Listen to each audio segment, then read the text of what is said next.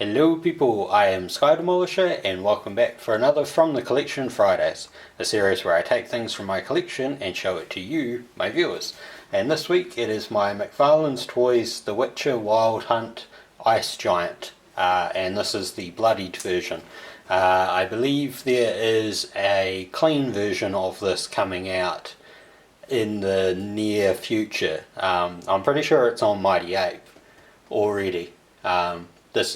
I got this one from Mighty Ape, but I'm pretty sure this is the last of the Bloodied versions that was available. They might get more, they might not, but I know that there's a version that comes of it that doesn't have the blood.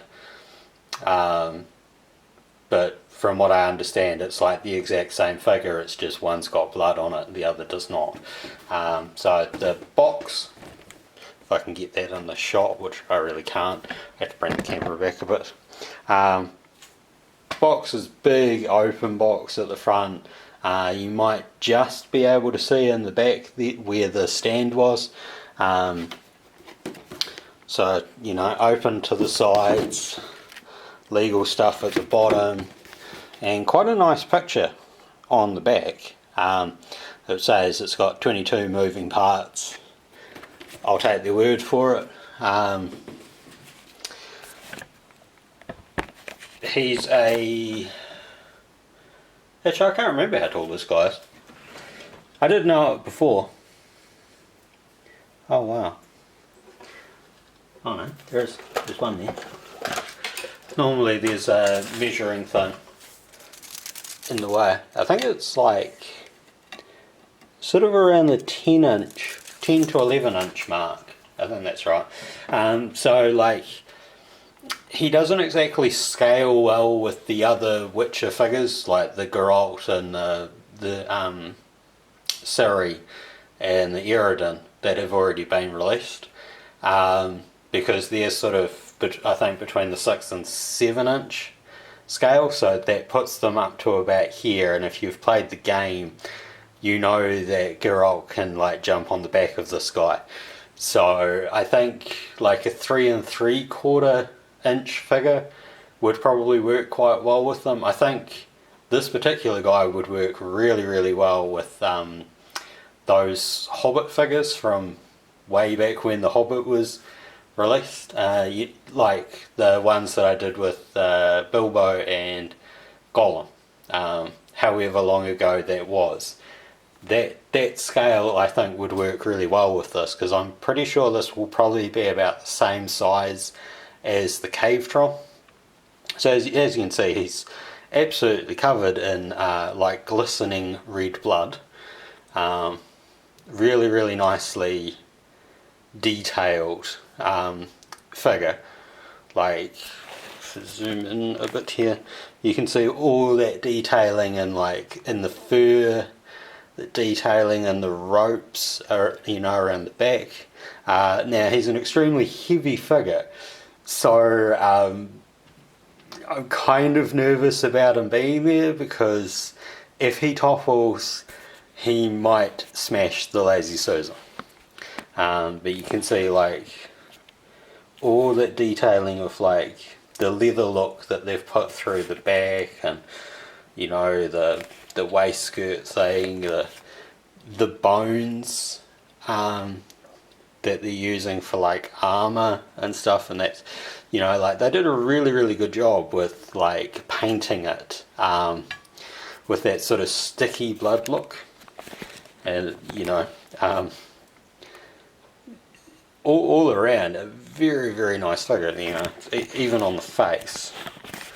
Like, I mean, it's a face only a mother could love, as they say, but like you can probably see the sort of sparkliness of it. So they've done like a really good job of the art, you know, like the painting style and capturing the look from the game. Now he doesn't actually come with any accessories or anything. So I found ages and ages ago there was like toy lines that sold catapult things with like these little boulder looking things. So I've just had him using that. He doesn't hold it well, but like you can sort of sit it on top of one of the hands when you need to, just for the look. Extremely top heavy. I'll just bring the camera up a bit closer. So like you really do need to use that stand that he comes with, so down there. But articulation wise, he's got it at the shoulder,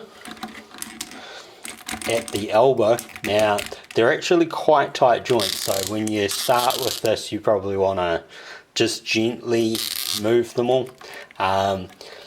There is actually like articulation at that wrist for the twist, but again quite tight, and then it's got that sort of, you know, wrist flexor action. There's no articulation of the fingers, but they are somewhat malleable, not greatly malleable. So you just started to tip then. There is like hip articulation there, and there is kind of like, I think, an ab crunch in there, but I don't think that it sort of moves particularly well. There is movement on the head, but it's limited because of his massive beard and his hair, and his head would probably pop off. On the foot there is sort of toe articulation, and there is sort of like, you know, the up and down movement, not too much because it's restricted by the bottom of the leg, and then the knees do get like a nice 90-degree bend, and then there is a little bit at the hip, but again that's sort of limited by his armour. But given what kind of figure he is and his size, I don't think you're really going to be you know, making him run or anything like that. You're just sort of going to have him looking quite mean, quite ugly, that sort of thing. So you can just, sometimes this works, sometimes it doesn't, but you can see like you can put that rock on his hand sort of thing.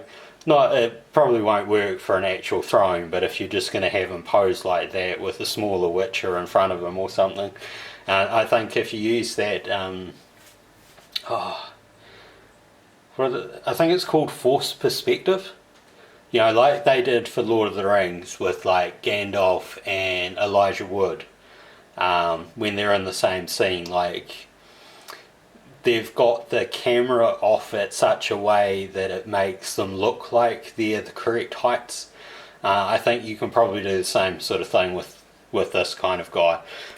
It's a very, very large figure, and just the overall detail of it is so amazing. Like, he just looks so mean and cool, and I love the sticky blood look. And just like all the little bones and stuff, like, you know, the bones that are on this arm, and you know, hopefully he's not going to tip, but you see those bones there on the other arm. It's just the whole thing. It's such a nice looking piece. So I'll leave a link down below to Mighty Ape, just in case they do actually get more of these guys in.